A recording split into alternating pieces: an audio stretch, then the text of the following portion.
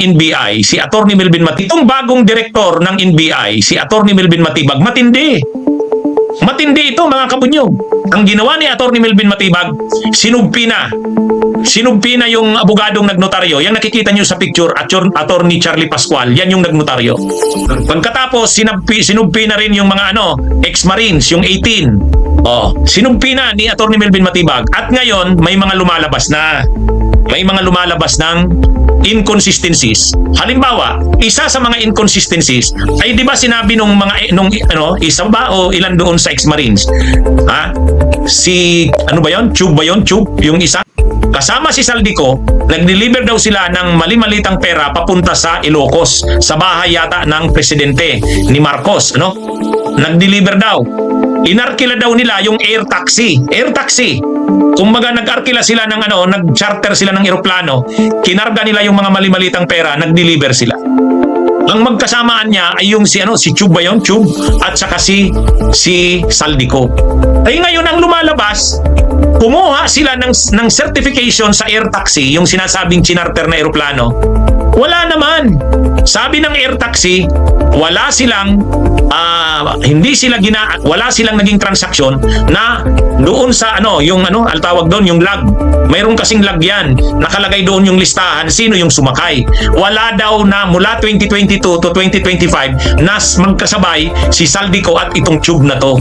Ang problema, yung Tube na yon, Tube ba yon? Tama ba ako?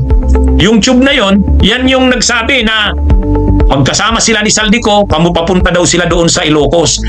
Nagrenta daw sila, nag-charter ng eroplano, yung sa air taxi.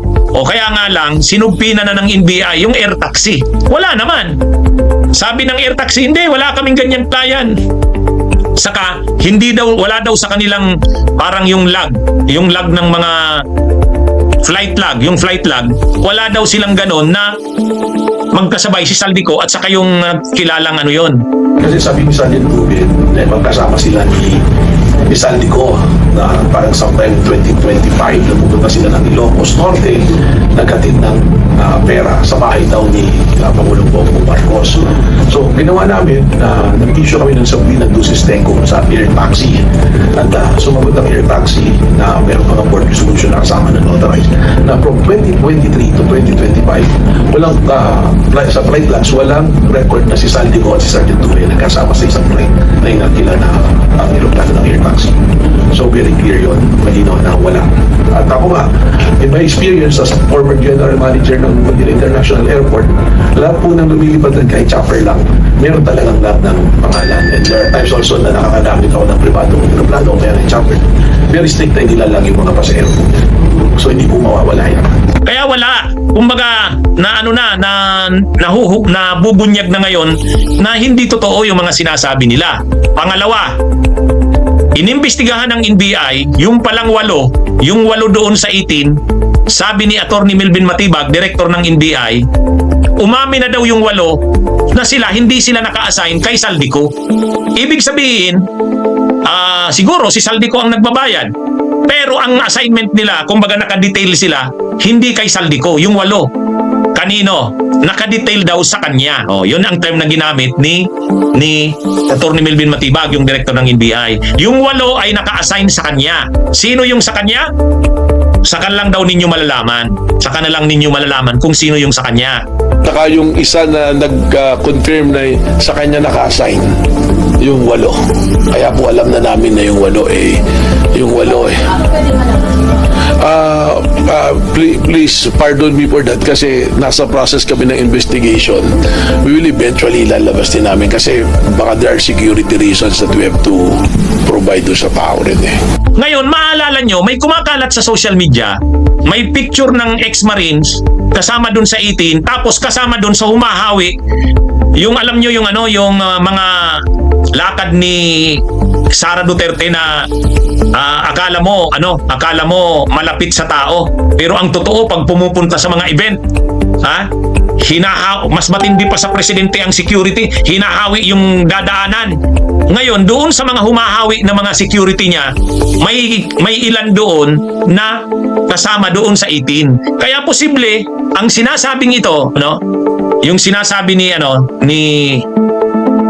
Attorney Melvin Matibag na yung waluan niya ay naka-assign sa kanya. Hindi niya pinangalanan yung sa kanya, ayaw niya munang pangalanan. Pero lumilitaw dito, yung sa kanya na sinasabi ay parang si Sara Duterte. Kasi natatawa siya eh. Sabi niya, kilala ito. Tama kayo, Hawi Boys. Kasama dun sa Hawi Boys ni Sara. So kapag na-establish yan, kapag na-establish yung ganun, alam na, ibig sabihin, nagkalitsi-litsi na nga. Kaya actually, yan ang problema dyan sa 80 na yan na ex-marine. Maano talaga yan? Ma-expose siya ng todo. May-expose siya ng todo. Actually, yung mga pamilya nga daw, yung mga pamilya, nakikiusap na sa NBI. Kumbaga, handa nang mag-cooperate. May mga nagpaabot ng pamilya. Ito na, nalaman na rin ng NBI na ang nag-recruit sa mga yan ay retired general. Hindi pa rin pinangalanan ng NBI pero batch 95 daw sa PMA. O yan, medyo ano na, no? Medyo na ano na, no? Nakukumpleto na. Saka hindi lang daw yan 18, 103 yan. Ang nakadetail pala na mga security doon sa gated doon sa loob ng compound ni Saldico, grabe 103